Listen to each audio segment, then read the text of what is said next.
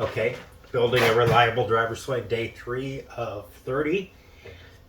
I'm going to be doing the same thing every day. Michael Jordan had this thing every day. He started his practice with basically the first drills he ever learned, which is the idea that you always start over from the very beginning. Those basic fundamental moves or whatever they are is what you want to build from every single day, because you're always creating your swing every day. It's not like you've got it, it's captured. Every day you create it, so you might as well create it properly.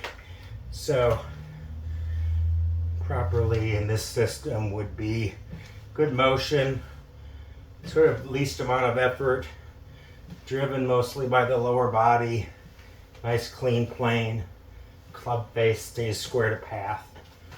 Got a feeling for it?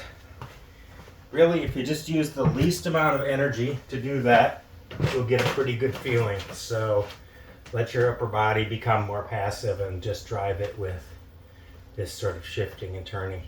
So I've got that feeling in my body. And now I'm going to work on today. So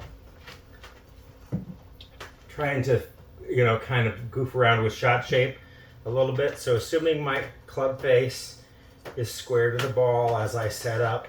If I set up a little this way, I'm going to hit a fade. If I set up a little this way, so club's coming in to out, it's going to be a draw. So I'm going to kind of move these shots around. And generally I don't want myself, I think a small shape is always better. A little draw, a little fade, straight ball, doesn't matter. Big shape is much less playable than a small shape. So going for a small shape, if not square. So feeling like that squares up.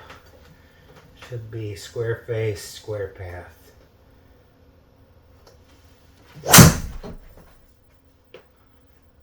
Didn't record that one. Try again. Oh no, it did record.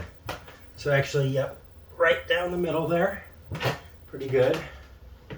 I'd take that. The advantage of the relatively square face to path is more energy goes into the ball. The more you're cutting across it, the less energy goes into the ball, the more energy goes into putting spin on it. So more efficient to be a relatively straight ball. So working on this parameter, but I like that one. Maybe a little baby fade there. So I'll try to set up a little closed, a little open, move it around.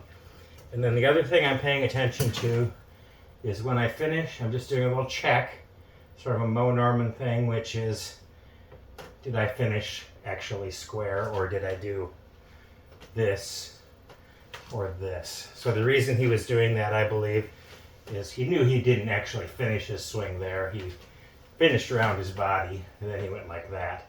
So what he was doing is checking all these angles. Yep, that's where I'm going. And also determining, I'm going there, and so I'm going to be square. So if you decide I'm going to finish there, you're not going to go like this and then go there. You're going to swing in a way that's natural to get there. So little finish, and then I'm going to do this one a little bit closed. If I can get a very small draw here. Again. Yep, small draw like that.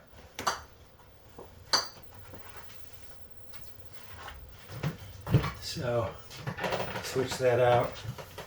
This one I'll try a small fade again. So this is actually a good way to learn where square is. It's just, instead of trying to get exactly square, try the range around square. It teaches your body more effectively. They've done a lot of studies where if you throw darts there, and there, and there, instead of just trying to make bullseyes, you actually get better at making bullseyes when you can figure out the range around it as well. So that was my baby draw. So now set up for a small fade.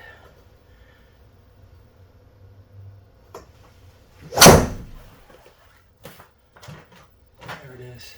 Little teeny bit of a fade, pretty much a straight ball. So all three of those I would be happy with, pretty much in what would be the fairway.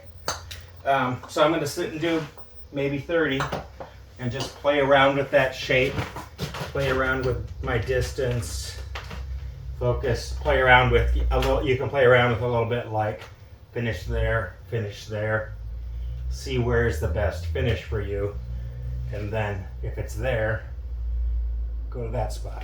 So that's what I'm going to do today.